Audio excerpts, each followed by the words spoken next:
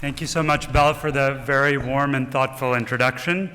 I'm deeply honored to receive the John Kenneth Galbraith Fellowship, named after my former colleague in the economics department at Harvard. Although recognitions like this one are typically conferred on specific individuals, of course, each of our achievements build on the generations who came before us and gave us the opportunities that we have today. Like many immigrants, my parents came to the United States in search of the American dream. Growing up in very low-income families in South India, they were lucky to be able to come to the US for their higher education. Thanks to scholarships, my dad was able to come to the University of Wisconsin at Madison to do a PhD in statistics and econometrics, and my mother became the first woman to become a medical doctor in our community in South India. Their journeys paved the opportunities that my sisters and I had growing up and are, in my view, the central reason that I'm here today. I know that many in this room have similar stories, either in your own generation or in prior generations of your families. But today, the American dream seems to be fading out of grasp for many. 90% of kids born in the 1940s went on to earn more than their parents did, a traditional way of conceptualizing the American dream. But today, that number is 50%. It's essentially a coin flip as to whether kids will achieve the American dream of moving up relative to their parents. This dramatic economic trend, I think, is also manifested in numerous other aspects of our society, from disparities in health and social well-being to the frustration expressed in our political system.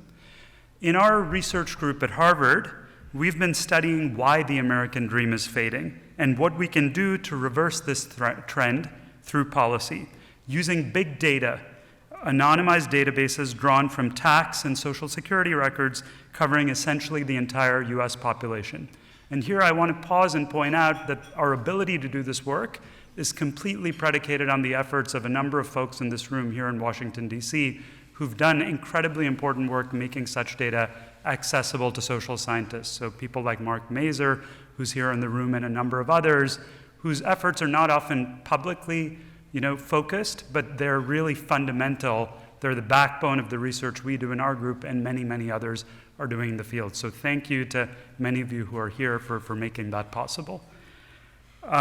So using that data, what we've learned is that although the aggregate trends might seem quite bleak, the data also give us many, many glimmers of hope. We find that there are many parts of America, cities such as Salt Lake City or much of the Great Plains in the center of the country, where even today, children have great chances of rising out of poverty. So it's not throughout the United States that you see low levels of upward mobility. There are still many places where rates of upward mobility look quite high. What's more, and I think even more encouraging, is that these pockets of opportunity with high rates of upward income mobility exist within virtually every city, from Washington, D.C. to Los Angeles, showing that the answer in terms of restoring the American dream need not lie in looking at an earlier era or at other countries, but often rather the answer might lie just a couple of miles down the street, which suggests that this might really be something that we can change through careful thought about economic policy. These new data at this very granular level give us a powerful new lens to understand the drivers of economic mobility. Building on the work of a number of colleagues in the room, people like Janet Curry, Belle Sawhill, Greg Duncan, a number who've studied these issues over the years, we have learned that differences across neighborhoods, for example, and rates of upward mobility are not driven by differences in jobs or labor markets, but rather by the causal effects of childhood environments.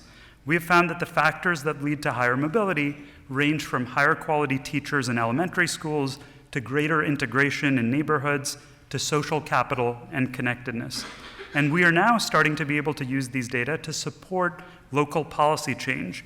For example, a pilot program in Seattle that is helping reduce segregation in that city by providing more families access to high opportunity neighborhoods using housing vouchers. And in a completely different vein, efforts to revitalize local communities through place-based investments in Charlotte, North Carolina. In a politically polarized time, I have found equality of opportunity and the American dream to be a unifying concept, one that we all believe in, no matter our socioeconomic status, our politics, or our origins. Through rigorous scientific inquiry, I'm hopeful that we can identify exactly why the American dream is fading and enact changes in our local communities that will give the generations to come after us the opportunities that those of us in this room have had. Scientific inquiry and policy change in the service of social impact. That's what John Kenneth Galbraith was about. That's what this association is about. And I'm honored to follow in all of your footsteps and contribute to this mission. Thank you.